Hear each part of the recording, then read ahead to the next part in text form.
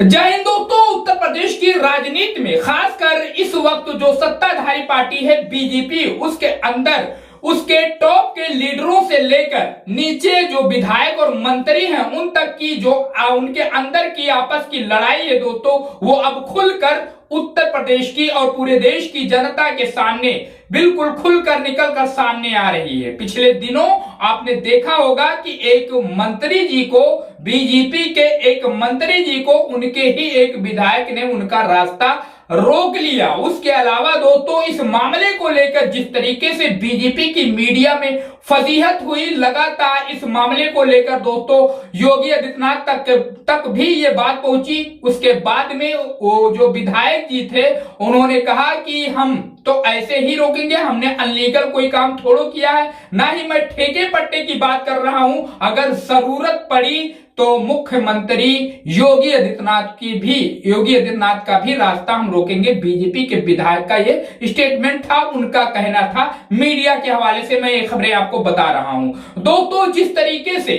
अब देखा जाए तो जिस तरीके से बीजेपी के टॉप के लीडर में उत्तर प्रदेश में मुख्यमंत्री बनने की लड़ाई चल रही है, रेस चल रही है, खींचतान मची हुई है। कोई दिल्ली जा रहा है, कोई प्रधानमंत्री नरेंद्र मोदी से मुलाकात कर रहा है, तो कोई दिल्ली जाकर बीजेपी के टॉप के लीडरों से, आला कमान नेताओं से मुलाकात कर रहा है, अपना दुखड़ा रो रहा है। लगातार दोस्तों उत्तर प्रदेश में बीजेपी के अंदर खासकर सीएम बनने की होड़ मची हुई है, क्योंकि दोस्तों पिछले दो विधानसभा चुनाव में लगातार उत्तर प्रदेश के मुख्यमंत्री योगी आदित्यनाथ बने हैं। अब दोस्तों अंदर खाने इतनी गुटबाजी चल रही है बीजेपी के अंदर कि अब वो उनसे खुद से सुलझाया नहीं जा रहा है। मामला यहां तक निकलकर सामने आ रहा है कि जो उनके अंदर की लड़ाई है दोस्तों, वो लोगों के सामने, उत्तर प्रदेश की जनता के सामने, देश की जनता के सामने बिल्कुल साफ तौर पर कोरे कागज की तरह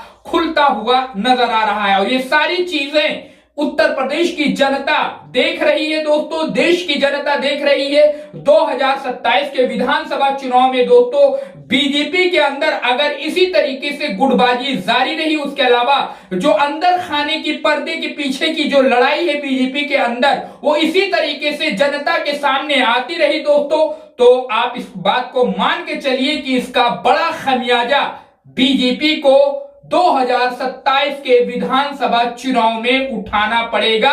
और इसका सीधा फायदा समाजवादी पार्टी इंडिया महागठबंधन को होने वाला है। इस बात को आप नोट करके रखिए। वैसे दोस्तों देखते हैं आगे बीजेपी के अंदर और कितनी गुटबाजी होती है। सीएम बनने की रेस में जो नेता इधर उधर दौड़ रहे हैं, वो अपनी दौड़ कहां तक लगा पाते हैं और किस हद तक वो अपने सीएम की कुर्सी को आने वाले विधानसभा चुनाव में जो मजबूत कर पाते हैं कि इस बार अगर 27 में बीजेपी को बहुमत मिली, सरकार बनाने की कंडीशन आई, तो कौन सीएम बनेगा उत्तर प्रदेश का, ये देखने वाली बात होगी। वैसे पूरी खबर पर, हमारी इन बातों पर आप भी अपनी राय कमेंट बॉक्स में हमें जरूर बता सकते हैं। चैनल को सब्सक्राइब करके वीडियो को ज्यादा से ज्यादा शेयर करें।